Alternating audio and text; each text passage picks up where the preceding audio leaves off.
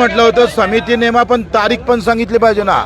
मेंढपाळाचे प्रश्न तसे आहे, मच्छीमारांचे आहे, शेतमजुरांचे आहे, दिव्यांगाचे प्रश्न बाकी आहे. भेसळयुक्त दुधाच्या संदर्भात कायदा करणार होते, त्याचं आश्वासन दिलं, पण काही झालेलं नाही.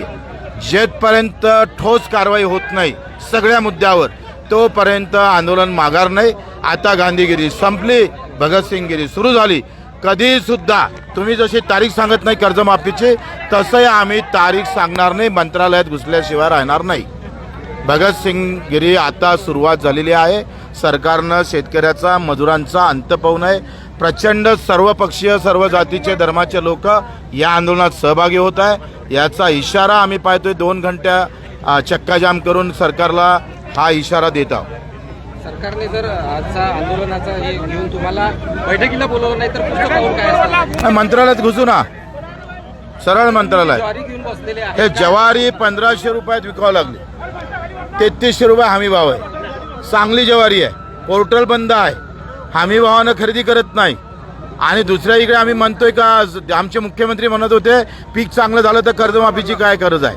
अरे पीक चांगलं होतेच मुख्यमंत्री महोदय, पण ह्या ज्वारीला 1500 रुपये भाव, फक्त 1500. 3300 रुपयाची ज्वारी माझ्या शेतकऱ्याला 1500 अर्ध्या किमतीत विकावं लागत असेल, तो जगन कसा? जाती धर्मानं निवडून येऊ शकता तुम्ही, पण शेतकऱ्याचं समाधान कसं करू शकणार? 3300 रुपयात सोयाबीन विकावं लागली. तुम्ही भाव देत नाही म्हणून स्वामीनाथन काय म्हणायचे, उत्पादनापेक्षा उत्पन्न महत्वाचं आहे. आणि उत्पादन होऊन चालणार नाही, उत्पन्न वाढवावं लागन मुख्यमंत्री महोदय. आणि म्हणून तुम्ही वाट पाहू नका का यावर्षी चांगला हंगाम आहे, चांगलं पीक येईल, पण भाव कोण देणार आहे? भाव नाही म्हणून कर्जमाफीचा विषय येतं, लुटलं म्हणून कर्जमाफी येत आहे. आणि तुम्ही बोलले होते 7-12 कोरा कोरा कोरा.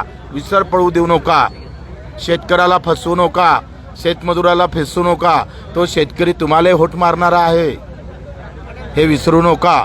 चक्काजाम आंदोलनात काही प्रहारच्या कार्यकर्त्यांना पोलिसांनी ताब्यात घेतलेला आहे. आंदोलन दडपण्याचा सरकारचा प्रयत्न. नागपूरला एसपीनं बिलकुल बीजेपीच्या कार्यालयात बसून काम केलेलं आहे. आणि आता नागपूरला आम्ही स्पेशल चक्काजाम ठेवणार आहोत.